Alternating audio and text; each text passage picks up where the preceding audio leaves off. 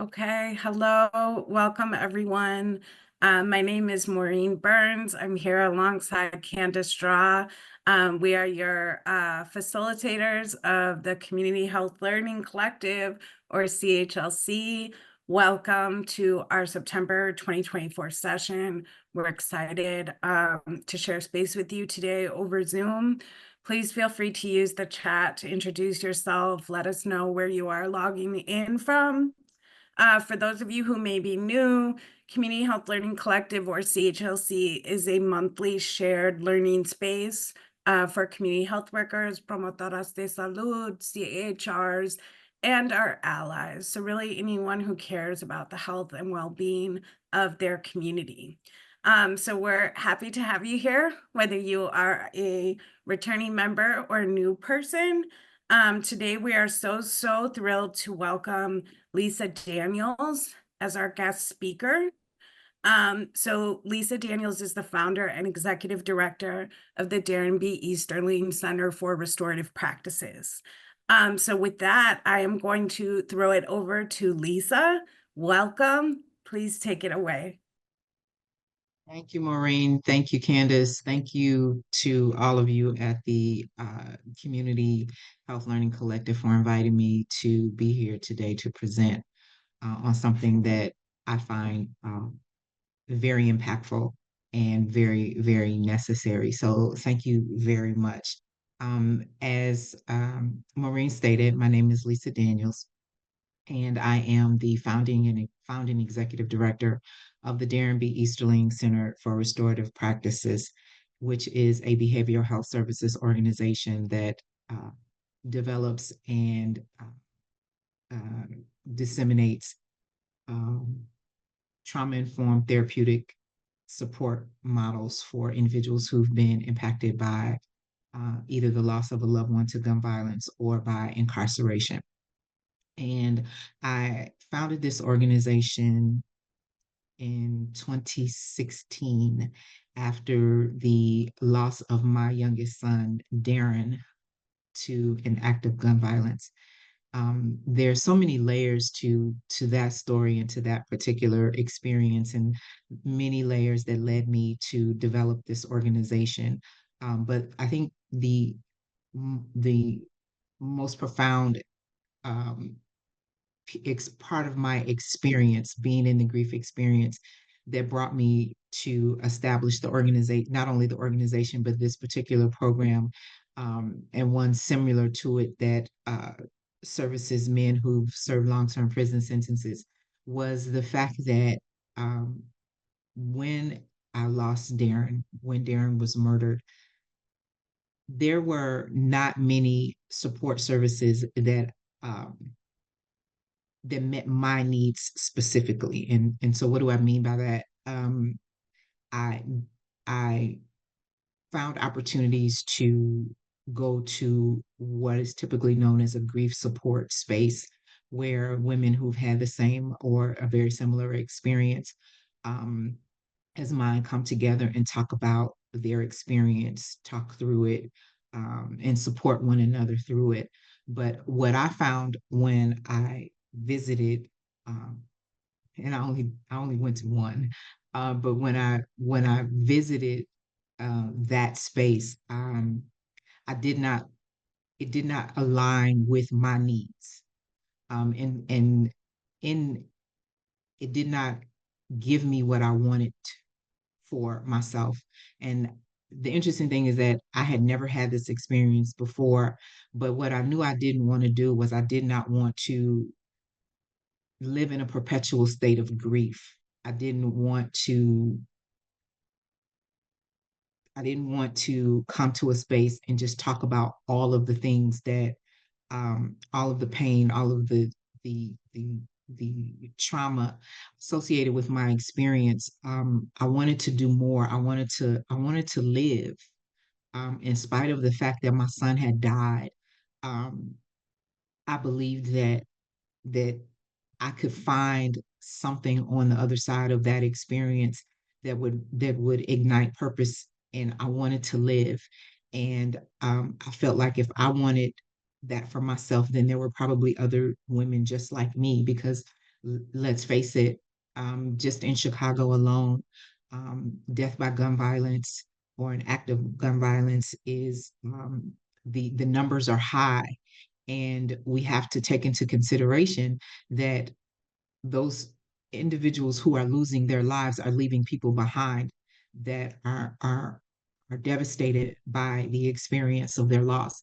And so I wanted to open an opportunity or create an opportunity for women who maybe wanted something different and just didn't know what they wanted. Um, I just knew that when I went to grief support spaces and we talked and we cried and we cried and we talked and we talked and we cried, that there had to be something more than just that. And I knew that I wanted it, and I felt like if I created it, maybe people could come and realize that this was something that they wanted as well. And so we created this space. We, who is we? I partnered with Northwestern University, and we received some funding through an organization called the Alliance for Research in Chicagoland Communities. And we developed, well, there are lots of different, there are a few different stages.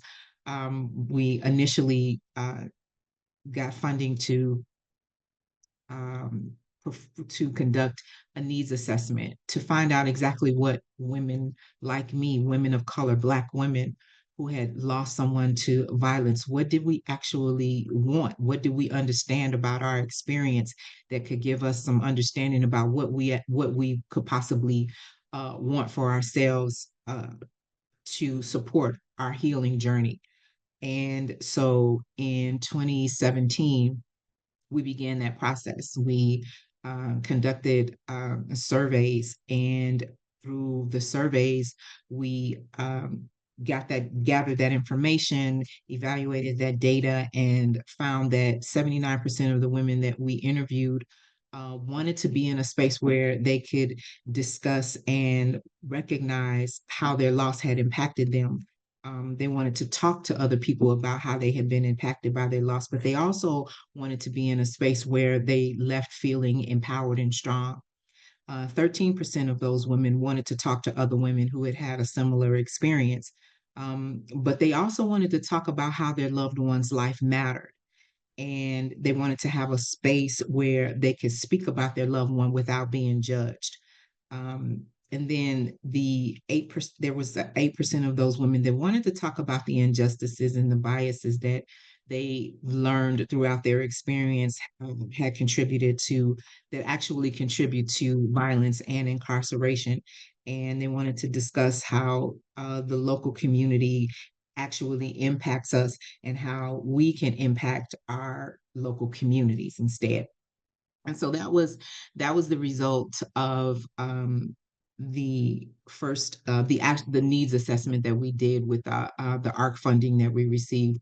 We brought that back to ARC, and that's the Alliance for Research in Chicagoland Communities, and said, okay, so these are the results that we determined that there is a need for a space that offers something outside of grief support.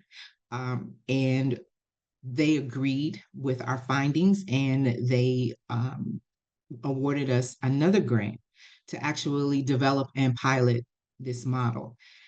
And so from 2017 to 2019, we spent time developing a model, and we developed this model that included 12 different, it was a 12-week session, um, coming together, meeting with a group of women on a weekly basis for 12 weeks, covering a variety of themes, something different each week that supported the mental health. And let me backtrack a little bit, and I should probably be moving my slides as I'm going along. So how about that? So yeah, so we did that work to understand what the needs were, and we did some research, and we discovered that there were no evidence-based um, uh, uh, services for Black women who had lost a loved one to gun violence, there were a lot of disparities in the services that were actually being offered to Black women. We discovered that the grief of this population is often disenfranchised, meaning it's unrecognized and it's unacknowledged, due in large part to the strong Black woman archetype, that we can just handle it all. Generations of Black women have lived through the strong Black woman, again, archetype or trope that says that whatever it is that comes our way, we can handle it, we can take it, and we just, put our feelings under the pillow and keep it moving throughout the course of the day. And then we looked into the importance of a something that was culturally sensitive and trauma informed.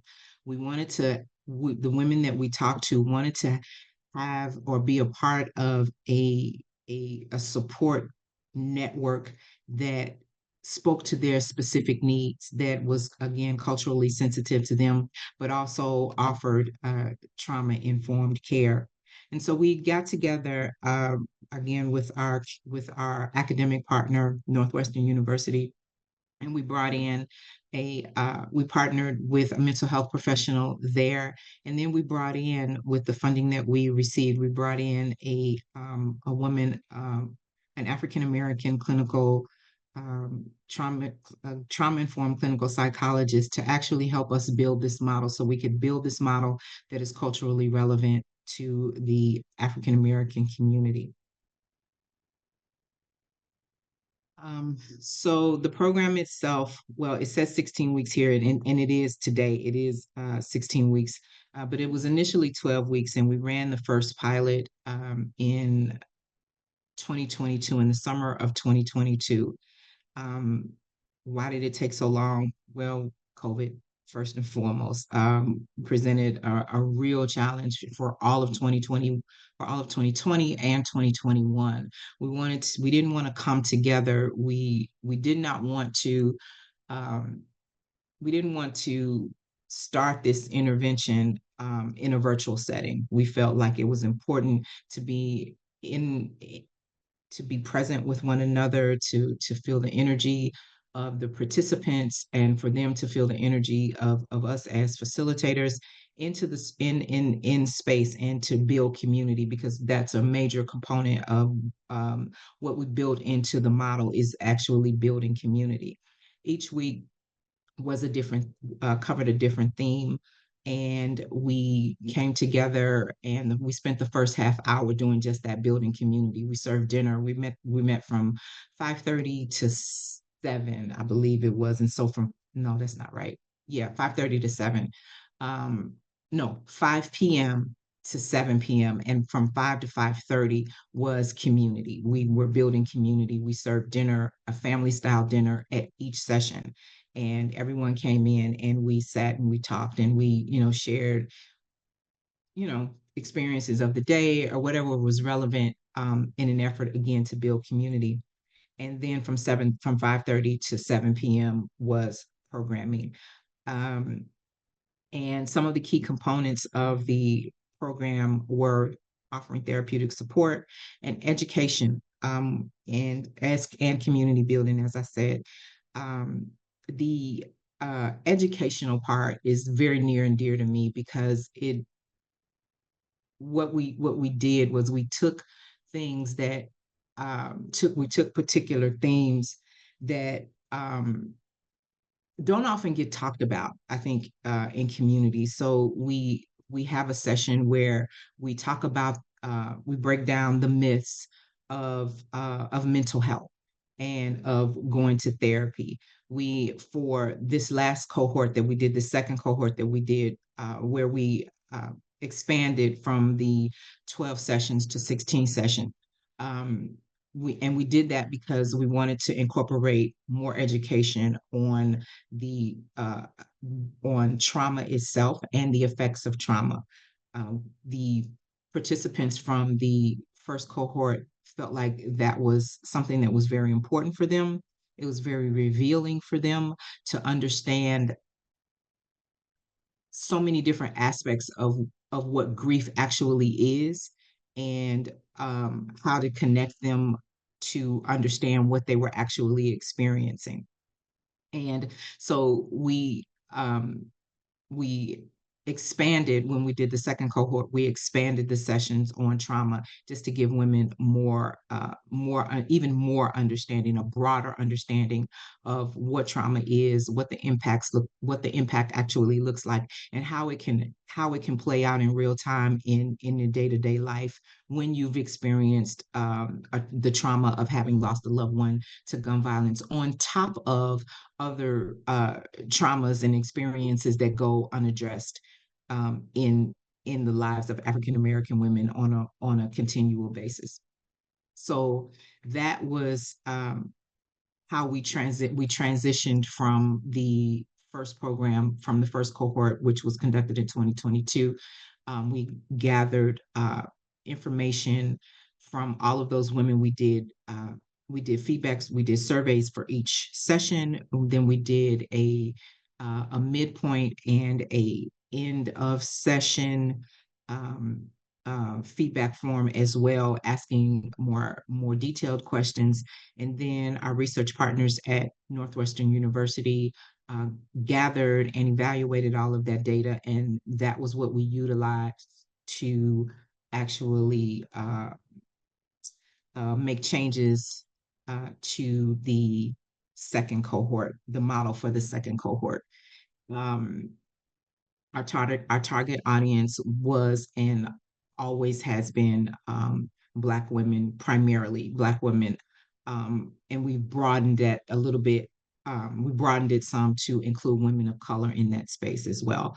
But Black women who've been affected by gun violence or incarceration, and that the reason for doing so was very, very intentional, again, because of the research that we did at the beginning of when we were doing the needs assessment phase.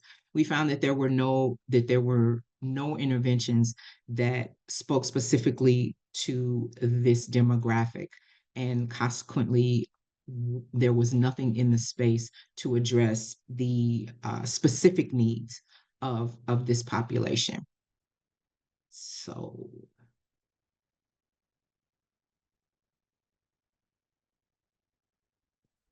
we wanted to we what we did intentionally in building the model was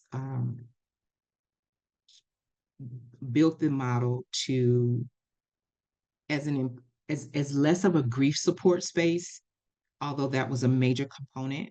Education was also a major component, but in that, supporting the grief and educating around trauma and around the myths associated with mental health support and therapy.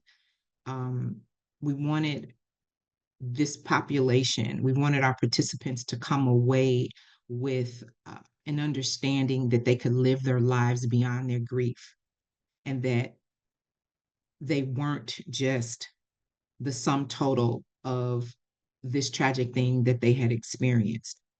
I've often said in spaces that I've had the opportunity to visit and to speak on my work in this space since having lost my son, is that on the other side of probably the worst thing that I've ever experienced in my life, I have discovered and I continue to discover um, the best version of myself. And I wanted that for me as I continue to unfold her in this work and in my personal healing journey. And I saw that when I saw that it was possible for me, I believe that it was possible for many of the women that we come in contact with, that I come in contact with. I wanted it for me, so and I wanted it for everyone else. I felt like if I could have it, if I could live this life in the way that I've come to live as a result of, again, my decisions around healing after this tragic experience, then I believe that I could impress that on other people, and I could offer it, I could create a space, I'll say it this way, that I could create a space where other women just like me, um, or I've had the same experience that I've had, could actually find and discover so many amazing things about themselves as well. One of the things that I, as I'm sharing here, and I'm thinking about something that, again, example of how the program has contributed to community health and resilience, was that I had a woman, we sat in session, and a woman said that I just want to get back to the way things were. My son has been dead for a year and over a year now, and all I want to do is I want to go back to the way things were before he died.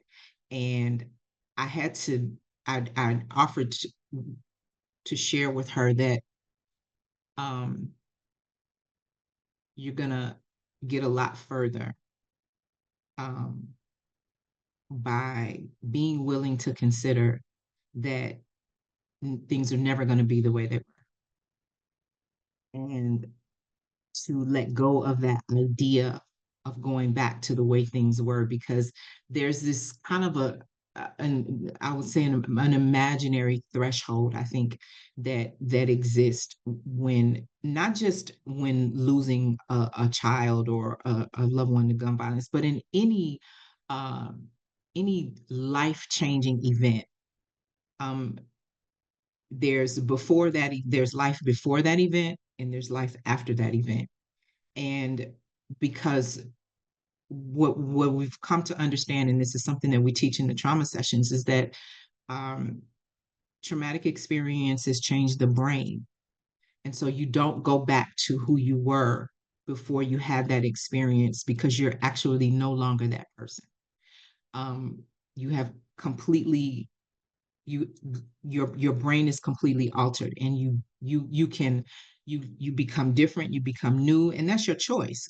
Who you become on the other side of whatever your life altering experience is your choice. And that's another thing that we emphasize in the session series, and we don't call it grief support, we call it an empowerment workshop. um, we've had a few former participants that have gone on, and as a result of in part of their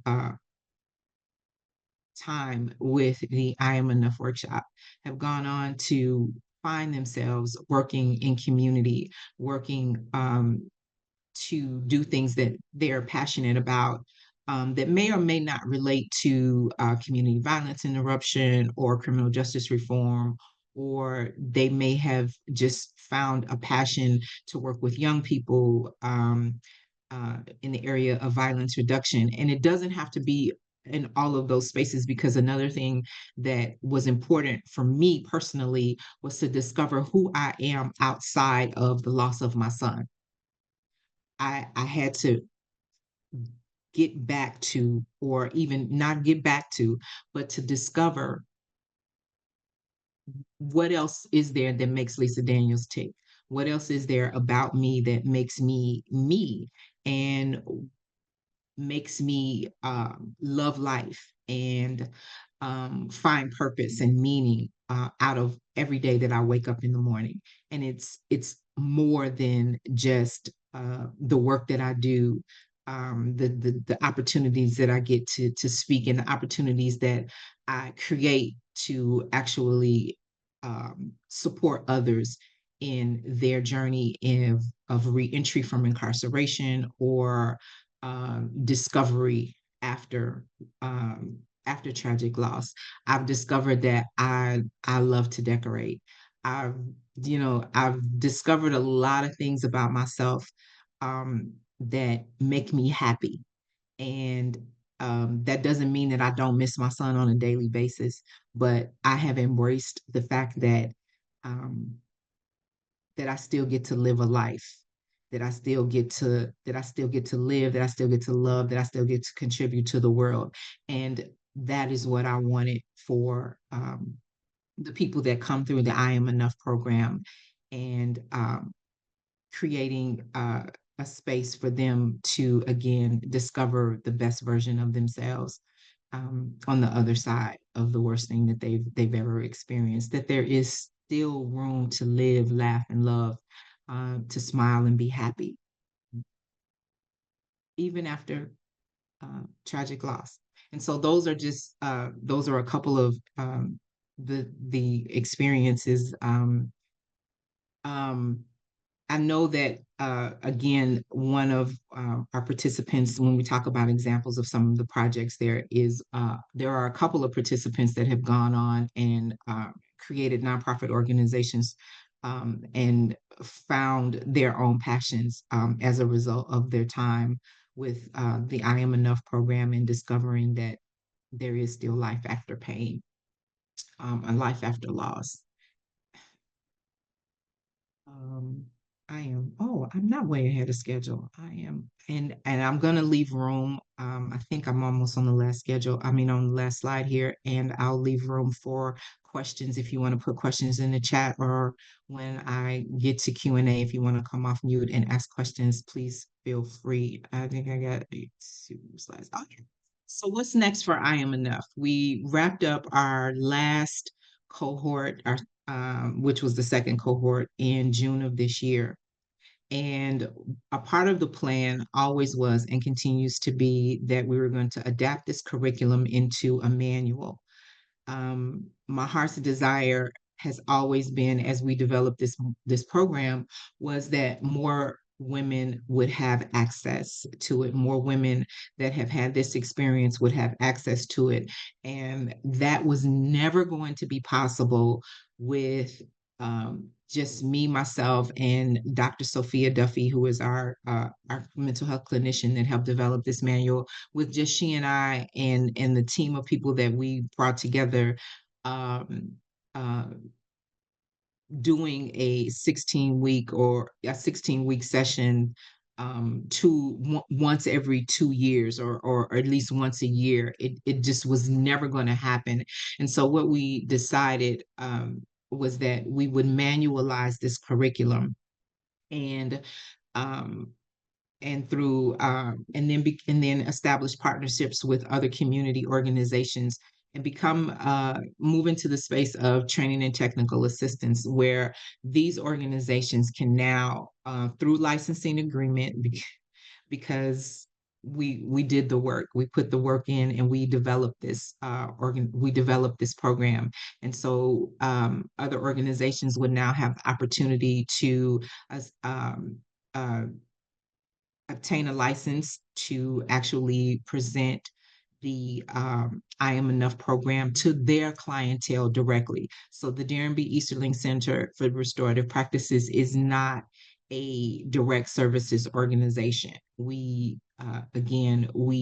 develop and advance um, therapeutic, trauma informed curriculum into a manual, and disseminate to our community partners, um, teach and train those partners how to facilitate this program with their direct services. And that way, the healing, I like to look at it as though the healing is now exponential. We are expanding our reach, as the slide says.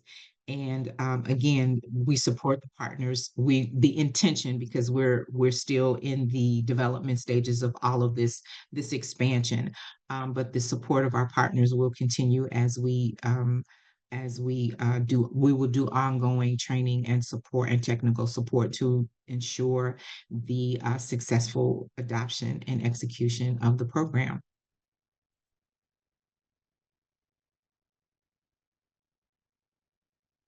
And so this opportunity today to present here gives me an opportunity to do a call, to just kind of throw out a call to action, I guess you could call it. For those of you who are here, for those of you who offer direct services in the space of what you would identify as grief supporters, supporting women, and primarily women of color, who have lost a loved one to gun violence or incarceration. Um, um, the opportunity to collaborate with the Darren B. Easterling Center to serve as a host, to obtain a license for the program and serve as a host for your clientele to actually facilitate this program with your in your community and to meet the needs of of your community, and use your platforms to educate about the program, and then also give us the opportunity to be a resource and connect your the individuals that you serve with this program, to learn more about it, as you know, as we continue to move forward in the manualization process. And the hope is that we'll be done, I say by the end of the year, but that's real lofty. That's real lofty, but that's just kind of what I do. I just think of things and I go, yeah, we're going to be able, we'll have this done in 3 months, and it's really probably about a 6 to 9 month project. There's yeah, really seriously 6 to 9 months, and people just go, oh, okay, Lisa. Um, but the intent is always good, and it is always to support and to help others on their healing journey. And so I'm sure there's some gaps somewhere in the information that I just presented. And so I'm gonna open up the floor for any questions that anyone might have about the program, about the organization, about my work, um, and anything else that you might think of that I didn't cover here. First of all, I bravo, yeah, bravo. very Um, really, really, really, really honored to have you, speaking here about this important work and this program. Um, One question, comment that I had was, um, I'm really excited to hear about this opportunity with licensing and with spreading the program. Um, I feel like my experiences in like grief and grief resources is that it's very, at least from what I've seen in Chicago, it's very unequitable. A lot of the resources and support groups are in the communities that don't experience like violent and traumatic loss. So my question to you, this being a group specifically for Black women, I know you talked a little bit about the stereotype of the strong Black woman and how that serves to disenfranchise grief or dismiss it. I'm curious, what other things were like really important to the participants or the target audience, like what they were looking for in this space as Black women? Yeah. Again, wanting to be in a space that they could actually be authentic about their experience without actually feeling judged. And have an opportunity to receive information that was relevant to them, that spoke to them culturally. Um, I go back to the word authentic, where we could just simply again talk about things that were specific to the specific to the culture, and have conversations about what is real and authentic, and authentic for them. And then I think another thing that was really, really important for many women, and myself included, was to be able to come into a space and tell the story without judgment. One of the things that I experienced was in when I did try to participate in grief support, was telling the story about how my son was murdered. He was murdered in the mid while he was in the midst of committing a robbery, and it was under the guise of a drug dealer of a drug deal. And to tell that story in a space and hear women gasp about his experience, and gas is an indicator of some form of shock, awe, surprise.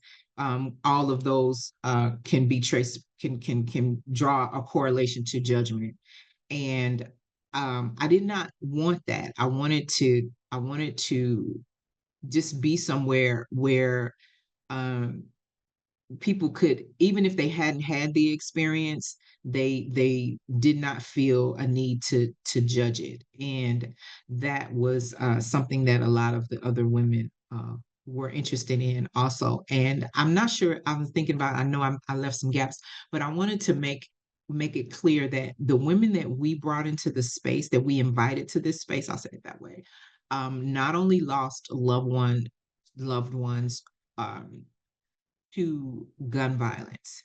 They were not only mothers, also. These were siblings. These one young lady was a cousin. She lost a cousin that she was very, very close to. Somebody else lost a child of her partner, so it was her partner's child that was killed, but because they had been together for so long, she built a relationship. So we didn't alienate people because they had not lost a child. We welcomed into the space people who had lost loved ones, and that's why we were very specific with that language.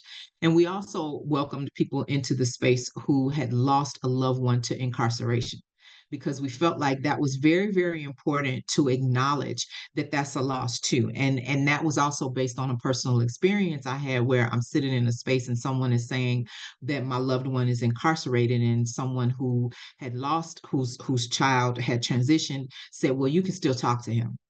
You know, he's still with you. Your experience is not mine. And we did not, I didn't want that. I didn't want there to be a hierarchy of pain in the space that we had created, and the space that I had visited.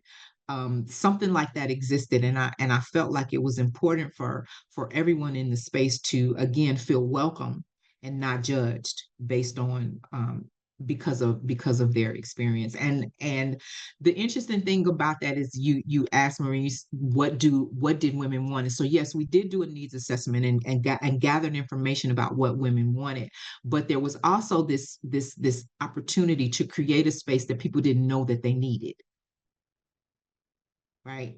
I heard a statement many, many years ago that says, you don't often know what you need until it arrives.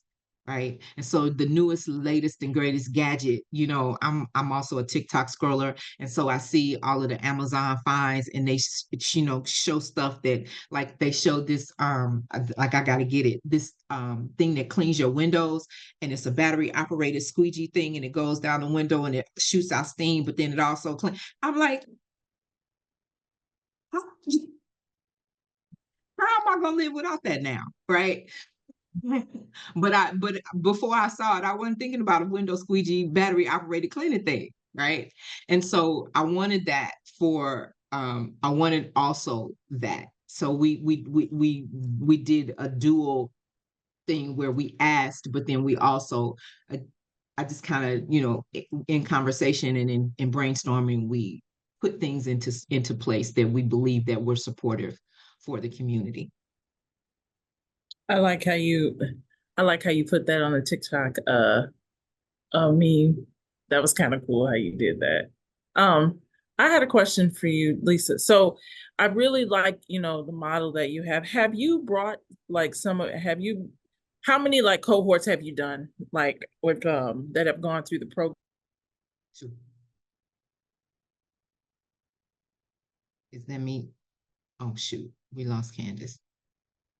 Yeah, I can still hear you, Lisa. I think maybe Candace. Okay, good. It's not me. Okay. Yeah, to answer Candace's question, for the audience, we've had two cohorts. I feel like she had a follow-up. She wanted to keep going, but yeah, but that was it was two. It's been two. Yeah. Yeah. Any We'll anyone see if else? maybe Candace comes back from Yeah, Zoom, yeah. whatever's going on. If anyone else has There questions, she please is. feel There she free is. to raise your I was, hand or come off mute. Go ahead, Candace, you're back. I'm back. I was stuck in the matrix. So what I was saying is how many cohorts have you done of your program? And We've have done you two. taken, Mhm. you've done two? Have you taken this model to you said you had partnered with other community-based organizations. Have you taken this to other like mental health Black mental health practitioners, or say that this is what you offer? And also, have you taken this to the model to some of the churches? Okay. So first of all, we haven't taken it anywhere because we're still in the process of doing that. Okay. So, and so to your point, what we will do is we will reach out to, we reached out to mental health services, most specifically Advocate Trauma Recovery Center, and we partnered with them to serve as a follow-up resource for the women that participated, and in order for them to actually have a continuum of services, right? A continuum of support after finishing the sessions with us. So that's the only actual partnership.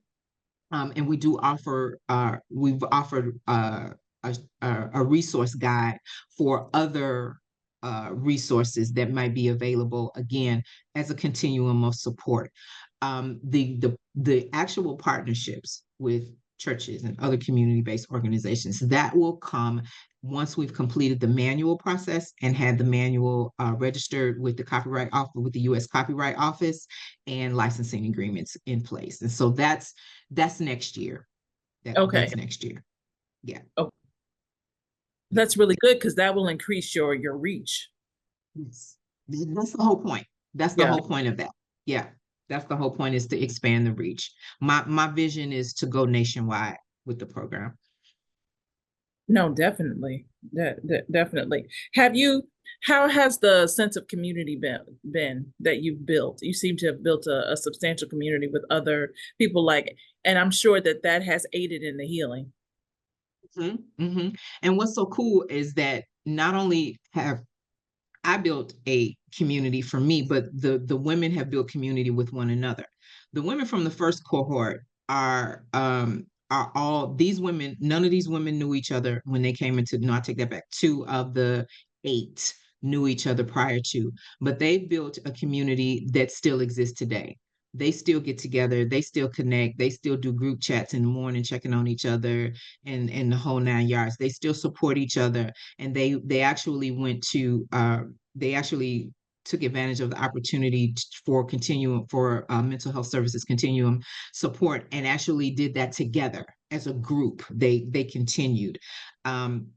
I don't think the second cohort bonded in that way, but I do know that there again has been community. And we actually, another one of the things that we did was we established a private Facebook group of this for all of the former participants, or well, they were still current participants, so that we could keep them abreast on things that were going on, and engage.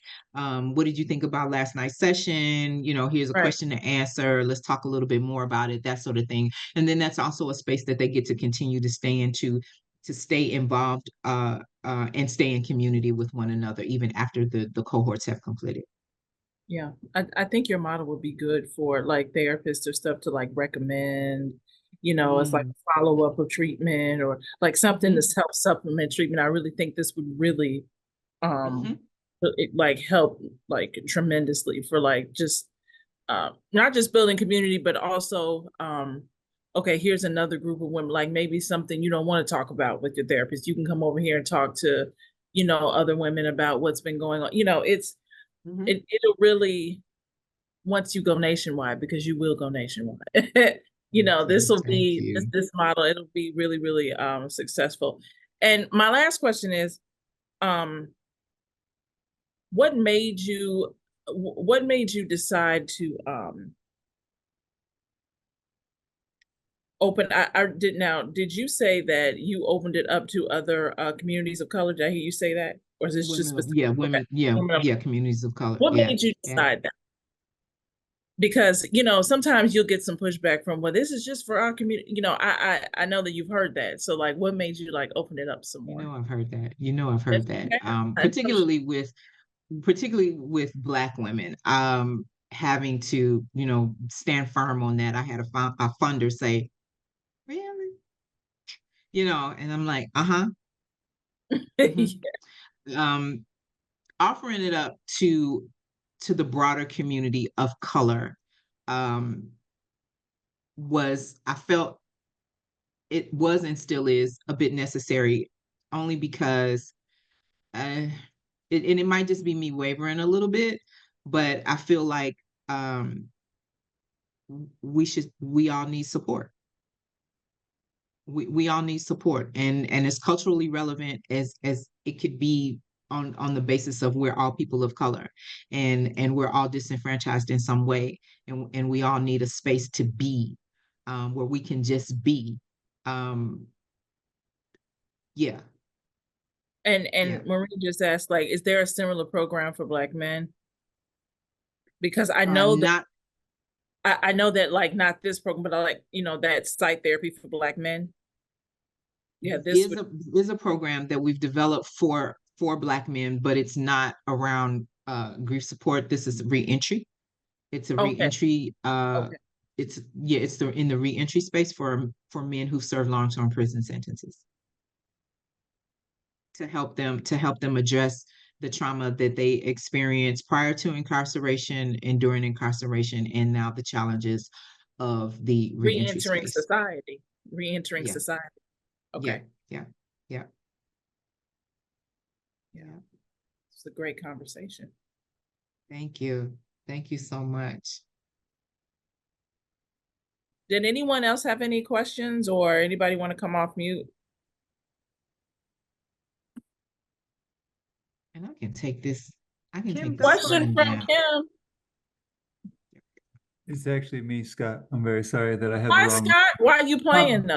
Why are you stop playing? messing with me, Candace. Okay, so this is an amazing presentation, Lisa, and I really appreciate it. I have a question Thank about you. your program that you just talked about with the males and the Mhm. reintegration. And sorry to switch the Yeah. conversation, but I'm super interested if you're able to get into some of those facilities prior to release so that you can start to prepare the skills because the therapy inside of there is not always great. So I would be interested to hear if you've had any conversations about expanding services into either Cook County Jail or some of the facilities in Oak. Yeah. Yeah. We're still very, very new in this program. We're actually we received funding from the Justice Advisory Council to the Cook County Justice Advisory Council to actually to develop and pilot this program. And the short answer is no. The longer answer is absolutely yes, we are. We want to do it. We put in developing this program, we put together an advisory council made up primarily of individuals who have served long-term prison sentences, and they are our guidepost for how for every they have been our guideposts for how we do this work every step of the way. We've been in they've existed. The advisory council has been in formation for 2 years now, and every step of the way, they are our go-to on how we move forward.